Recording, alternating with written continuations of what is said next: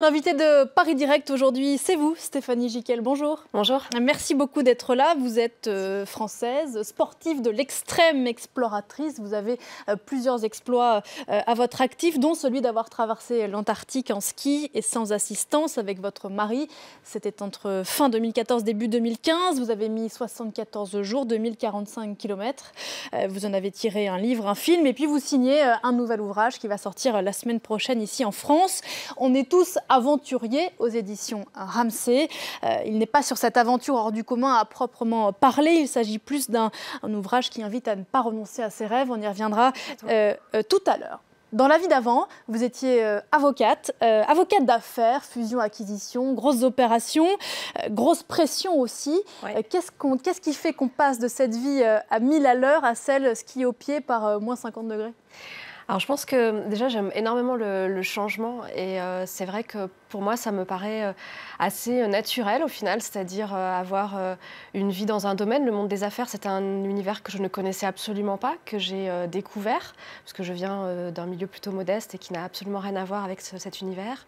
J'ai beaucoup apprécié découvrir les grosses opérations et puis ce milieu où il y a effectivement beaucoup de pression mais qui est très passionnant également. Et puis j'aime aussi le sport et c'est vrai que, comme je l'indique dans le livre, c'est difficile de tout concilier et à un moment donné, j'ai eu envie de consacrer un peu plus de temps au sport. Donc je suis partie en Antarctique, en Arctique, ski au pied, sac au dos et je cours aussi beaucoup des longues distances. Mais pour moi, finalement, c'est un cheminement et j'ai pas l'impression d'avoir changé de vie. C'est un terme que j'aime pas beaucoup, le changement de vie. Parce Vous avez que, continué. Voilà, j'ai continué et donc je me définis tant comme une avocate que comme une sportive de l'extrême, une exploratrice. Aujourd'hui, j'écris un livre, donc ce sont des aventures, voilà. Vous avez effectivement, vous êtes une des rares Françaises à être allée dans les deux pôles, hein, pôle Nord, pôle Sud. C'est comment l'Antarctique ? Alors c'est absolument magnifique. L'Antarctique déjà est très différent de l'Arctique. C'est vrai qu'on fait souvent un amalgame entre ces deux régions. L'Antarctique c'est un continent, une calotte glaciaire. Quand on est au pôle Sud, on culmine à 3000 mètres d'altitude. On skie donc sur des vagues de glace qui sont formées par le vent. Il y fait très froid, les conditions y sont extrêmes. J'ai eu jusqu'à moins 50 degrés pendant 10 jours lorsque j'ai traversé le continent. En Arctique par contre, c'est de l'eau gelée autour du pôle Nord géographique. On rencontre des crêtes de compression. Donc c'est deux univers qui sont totalement différents. Moi, j'ai vraiment une très forte passion pour l'Antarctique, encore plus forte peut-être que pour l'Arctique, parce que ce que j'aime aussi, c'est ce vide. Et c'est vrai qu'en Antarctique, il n'y a absolument rien, aucune faune, aucune flore, aucun Pendant du 2 mois et continent. demi, vous n'avez croisé aucun animal, Non, aucun végétal. aucun animal, rien du tout. Et ça, je trouve ça assez impressionnant parce qu'on est habitué finalement à avoir beaucoup de choses. Et quand on rentre de ces contrées, on a beaucoup d'informations. Donc on remarque encore plus les détails, notamment dans une ville comme Paris. On a vraiment beaucoup d'informations. Et c'est très compliqué de capter toutes les informations parce qu'on a passé 74 jours dans un univers qui paraît assez monotone. Mais au final, quand on passe du temps dans un univers comme celui-là, on apprend à remarquer les détails. C'est la question que j'allais vous poser. C'est pas lassant comme paysage ? Non, parce qu'en fait, les nuages, les vagues de glace, le soleil, la lumière ne sont jamais les mêmes. Et c'est ça qui est absolument fascinant. On aperçoit finalement ces détails. Et quand on rentre à Paris, alors là, il y a vraiment beaucoup trop de détails. Est-ce que vous êtes allé dans des endroits où personne n'était jamais allé avant vous dans l'Antarctique ? Oui, parce qu'en fait, j'ai suivi un parcours donc, sur 2045 km et j'ai mis le pied effectivement dans des endroits que personne n'avait visités auparavant. Et c'est ça aussi qui est assez magique, puisqu'on est loin des bases. C'est-à-dire que quand on traverse l'Antarctique, on est loin par exemple de la base Amundsen Scott, dont on parle beaucoup. C'est la base qui se trouve au pôle Sud. Les scientifiques rayonnent à 100 km autour de cette base. C'est leur point de départ et c'est leur point de départ, effectivement. Et d'ailleurs, autour du pôle Sud géographique, on a pas mal d'interdictions. C'est-à-dire quand on arrive sur ces 100 derniers kilomètres avant le pôle Sud géographique, on doit, par exemple, ne laisser aucun déchet humain. Alors, aucun déchet, c'est naturel. Évidemment, tous les déchets sont dans la poulka, dans le traîneau. Mais on ne doit laisser aussi aucun déchet humain parce que, justement, il y a des missions scientifiques qui sont réalisées autour du pôle Sud. Et donc, il y a pas mal de règles comme ça qui sont édictées en Antarctique pour protéger ce continent, et heureusement. Ce qui est particulier, c'est il y a eu beaucoup d'expéditions dans l'Antarctique, mais ce qui est particulier dans la vôtre, déjà, c'est que vous êtes une femme, on va y revenir, mais que vous avez traversé le continent sans assistance, sans voile de traction, c'est-à-dire avec rien pour vous aider. Alors voilà, sans assistance en matière d'expédition polaire, ça veut dire effectivement sans voile de traction, sans animaux, sans chiens de traîneau, sachant qu'aujourd'hui les chiens de traîneau ne sont plus autorisés sur le continent, mais il y a une époque, évidemment au début du XXe siècle, les expéditions se faisaient avec des animaux. Et effectivement, moi j'ai décidé de le faire sans voile de traction et donc sans l'aide extérieure d'une voile ou d'animaux, parce que j'avais ce désir de retrouver ce rapport au temps et à l'espace que l'on éprouve dans la course à pied sur longue distance. Quand on court sur longue distance, je cours souvent des 200 km, 300, 400 km sur plusieurs jours aussi, et on est très lent, et ça c'est extraordinaire parce qu'on fait corps avec l'environnement, et c'est ce que j'ai voulu éprouver lors de cette expédition. Et donc quand j'ai décidé de traverser l'Antarctique, je me suis dit comment le faire. Il y a de nombreuses façons de le faire, et je me suis dit je veux le faire vraiment avec des skis et sans voile de traction. C'était un point essentiel pour moi, et donc évidemment la distance totale, elle fait 2045 km, avec une voile on peut faire 3000 ou 4000 km, elle fait un peu moins, mais en tout cas j'ai éprouvé ce rapport au temps et à l'espace que je recherchais, et c'était vraiment ça mon objectif. Faire corps avec l'environnement, vous disiez, cette expédition, elle avait aussi un sens de l'ordre de la conviction, c'était alerter sur les risques du réchauffement climatique.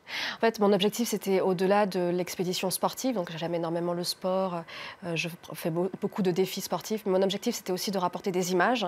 Alors ça, c'était une véritable aventure dans l'aventure, car il a fallu tracter du matériel photo-vidéo, il a fallu l'utiliser par des températures extrêmes, alors pas à moins 50, parce qu'à moins 50 degrés, dans ces moments-là, on fait vraiment, on est dans une phase de survie. Voilà, on va à l'essentiel, effectivement. Mais quand il faisait moins 35 degrés, on peut sortir l'appareil photo.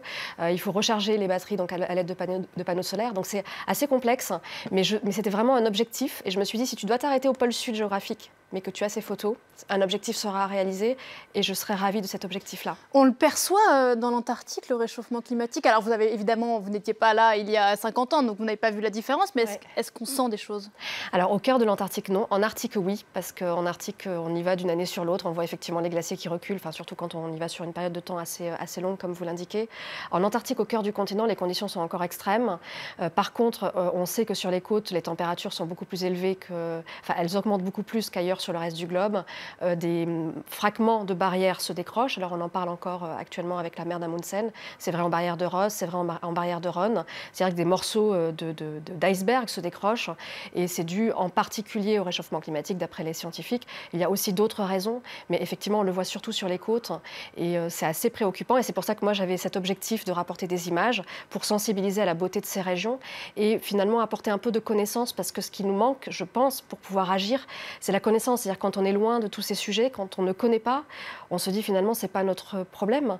Et donc quand on va dans les écoles, quand je vais souvent dans les écoles, je me rends souvent auprès des jeunes pour leur montrer des images, ils sont émerveillés, et ça peut faire changer beaucoup de choses. Vous dites de vous-même que vous ne ressemblez pas à l'image qu'on se fait de l'explorateur, plutôt masculin, plutôt trapu, quoique pourquoi pas barbu. Il y a eu de l'hostilité dans votre projet, il y en a encore, et de la part de qui ? Alors, c'est vrai que c'est difficile quand on est une femme, quand on est une féminine, d'évoluer dans un univers d'hommes, parce que je pense que ça rassure de montrer un explorateur grand, baraqué. Mais avant vous, des femmes dans l'Antarctique, il y en a eu? Alors, il y en a eu, mais je pense qu'elles ont toutes eu le même type de difficultés, c'est-à-dire qu'on les met peut-être un peu moins en avant, mais c'est vrai aussi dans le sport, c'est vrai dans plein de domaines. Peut-être que ça rassure, parce que finalement, on se dit, on peut trouver plus facilement des excuses. Si on n'est pas grand et baraqué, alors c'est normal. Si on n'y va pas, on a ce désir, mais on n'y va pas parce qu'on a moins le droit des choses. Voilà. Mais en tant que femme, c'est vrai que c'est compliqué. Maintenant, ça ne me fait pas renoncer à mes rêves. Et je pense que beaucoup de féminines sont capables de faire beaucoup de choses, que ce soit en Antarctique ou ailleurs. En matière de sport, on a cette capacité d'endurance. On le voit sur les courses d'ultra-distance, on tient vraiment la route. Donc, ce qui m'a marqué dans ce que vous dites, c'est que c'est peut-être même encore plus dur d'assumer ces exploits en tant que femme que si vous étiez un homme. Alors, c'est vrai que ça peut être difficile parce qu'il y a un rapport au corps, et c'est vrai que il faut à un moment donné, pour faire ce type d'expédition, faire beaucoup de muscu, faire beaucoup de sport, 15 à 20 heures par semaine. C'est pas forcément évident finalement de se dire qu'une femme peut faire ce genre de choses, et oui, ça peut être compliqué. Maintenant, je pense qu'il ne faut pas renoncer à ses rêves. En tout cas, il ne faut pas trouver d'excuses. Il faut parfois accepter de sortir de la norme et y aller malgré toutes les difficultés. Finalement, les obstacles, il faut le prendre comme une donnée. Les obstacles, il faut les surmonter, on ne peut pas les enlever, c'est comme ça. Il faut les surmonter, les dépasser, et puis faire avec. Et quand on les prend comme une donnée, qu'on les accepte, on a cette forte capacité de résilience, là on est capable de soulever des montagnes, qu'on soit une femme ou un homme, peu importe. Alors c'est le sujet du livre qui sort la semaine prochaine, croire en ses rêves, en ses passions, qui peuvent être, je vous rassure, moins extrêmes que l'Antarctique. Certains pourraient dire que pouvoir s'émanciper, avoir la chance de s'écouter, c'est un luxe immense. Beaucoup de gens n'ont pas le droit de se dire moi j'aimerais bien découvrir l'Amazonie. Il y a des réalités de la vie qui font qu'on ne peut pas. Alors en fait, je crois qu'on est capable de beaucoup de choses. On est capable de suivre ses rêves. Alors on a tous un point de départ. Hein. Je suis partie d'un milieu qui n'avait absolument rien à voir avec l'exploration, rien à voir avec le sport, rien à voir avec le monde des affaires. J'ai eu à un moment donné des rêves, des envies. J'ai énormément travaillé. C'est-à-dire qu'entre un point de départ, peu importe le point de départ, et un point d'arrivée, peu importe le point d'arrivée, je crois que ce qui sépare ce point de départ et ce point d'arrivée, c'est surtout le travail, la confiance en soi. Et il faut accepter parfois de faire certaines concessions. Alors, je l'évoque dans le livre, dans le chapitre sur l'équilibre, l'harmonie. C'est qu'on ne peut pas tout faire. Et malheureusement, parfois, il faut faire des concessions et laisser certains rêves dans un coin de la tête. Et je l'ai fait à plusieurs reprises dans ma vie, laisser des rêves dans un coin de la tête et puis revenir quand le moment est plus opportun. Mais je crois qu'on est capable de beaucoup de choses et il faut vraiment croire en ses rêves, avoir confiance en soi, sortir de la norme, partir avec ses peurs et ses doutes. On me dit souvent tu n'as jamais peur de rien, etc. Mais si, j'ai souvent très très peur. Et justement, la peur me sert parce qu'elle me permet justement de ne pas être inconsciente et de bien préparer les expéditions. J'allais vous le dire, vous avez le sentiment d'avoir risqué votre vie. Un an plus tard, un Britannique est décédé en faisant une expédition similaire à la vôtre. C'est quelque chose dont vous avez conscience? Alors oui, j'en avais conscience quand je suis partie. Hein. J'ai pris mes dispositions d'ailleurs par rapport à ce risque-là. J'avais effectivement conscience que je pouvais ne pas en revenir. Mais mon désir d'Antarctique, mon désir de voir ce continent, l'intérieur de ce continent, puisque les côtes n'ont absolument rien à voir, le désir d'aller au-delà était supérieur. Je savais que je prenais un risque de décès sur ce continent. Mais au final, on peut y rester tout le temps, hein, au quotidien. Et je pense qu'il faut avant tout vivre sa vie. Alors c'est vrai que quand Henry Worsley est décédé, j'ai pris encore plus conscience de ce risque. J'ai été bouleversée. Mais voilà, ce sont des choses qui peuvent arriver sur ce continent. Et je pars aussi sur des expéditions qui sont un tout petit peu moins risquées. Alors vous êtes bien vivante. Votre prochain projet, quel est-il? Un peu de show, un marathon des sables, par exemple? Actuellement, je prépare pas mal de courses, ce qui me conduit à courir le long de GR. Là, par exemple, à la fin de semaine, je vais courir 240 km pour préparer justement une course fin juin.